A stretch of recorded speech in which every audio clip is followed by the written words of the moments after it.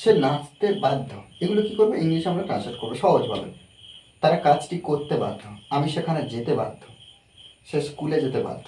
দেখো জাস্ট এই যে বাক্যগুলো একটু ট্রান্সলেট করার জন্য যে স্ট্রাকচারটা একটু দেখে নিই। ফার্স্ট টাইম কী করবো, সাবজেক্ট আনবো, তারপরে কি করবো, অ্যাম, ইজ, আর এর মধ্যে যে কোনো একটা আনবো, তারপরে এই যে বাধ্য, প্রত্যেকবারে বাধ্য দেখতে পাচ্ছি, এর জন্য কমপ্লিট ব্যবহার করব, কমপ্লিট টু ব্যবহার করব, কমপ্লিট টু। তারপরে আমরা যে ভার্বটা ব্যবহার করব সেই ভার্বটা কিন্তু প্রেজেন্ট ফর্মে লিখব, অর্থাৎ এখানে লিখি V1, তারপরে আদার্স ওয়ার্ড। তাহলে এইভাবে কিন্তু প্রত্যেকটা বাক্য ট্রান্সলেট করো। সে নাচতে বাধ্য, তাহলে এখানে আমরা এটাই লিখতে পারি তো, সি ইজ, আর অ্যাম ইজ আর সাবজেক্ট অনুযায়ী। এখানে দেখো সির পরে ইজ বসলো কেন, কারণ সিটা হলো থার্ড পারসন সিঙ্গুলার নাম্বার, অর্থাৎ থার্ড পারসন একজনকে বোঝাচ্ছে।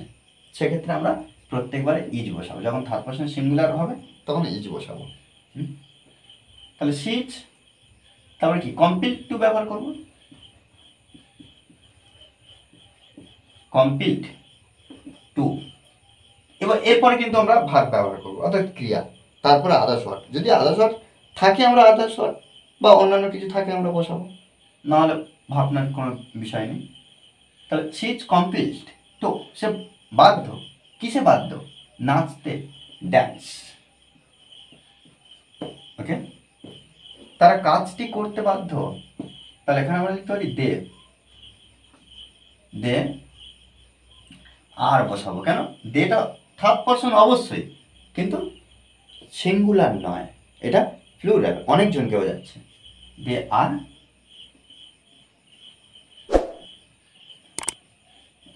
কমপ্লিট টু, কিসে বাধ্য, কাজটি করতে, তাহলে এখানে আমরা ডু বসাবো, করা, ডু, টু ডু, করতে, কিস, কাজটি, the work.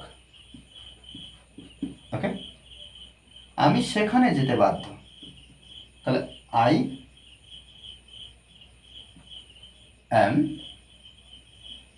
Am complete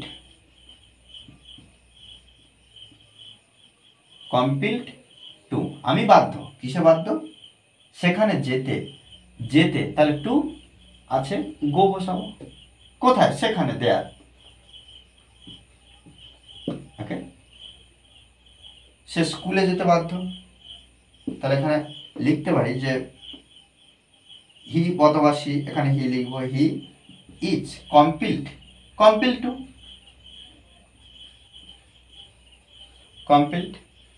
to, he is complete to, সে বাধ্য স্কুলে যেতে, তাহলে এখানে টু আছে, গো বসাবো, গো কোথায়, স্কুলে, তাহলে এখানে কিন্তু আমরা একটা প্রিপজিশন বসাবো, টু, কোন দিকে, স্কুলের দিকে, টু স্কুল। ওকে, দেখো এইভাবে কিন্তু আমরা প্রত্যেকটা বাক্য সুন্দরভাবে ট্রান্সলেট করব। শুধুমাত্র মনে রাখতে হবে যে আমাদের প্র্যাকটিস করতে হবে, আর বলতে হবে, মুখে বলতে হবে, মুখের যে জড়তা সেটা কিন্তু কেটে যাবে। প্র্যাকটিস এর বিকল্প কিছু হয় না। মুখস্থ করলে কিন্তু কিছু হবে না, প্র্যাকটিস করতে হবে। আর আমি একটা বাক্য দিচ্ছি, অবশ্যই এটা আমাকে কমেন্ট বক্সে জানাবে, কি লিখে দিন।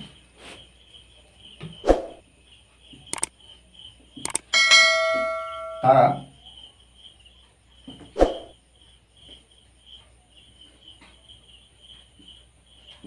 ক্রিকেট খেলতে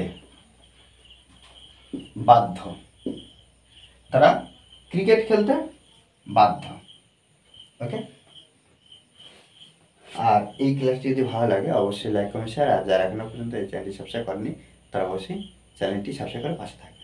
ওকে, thanks for watching this video.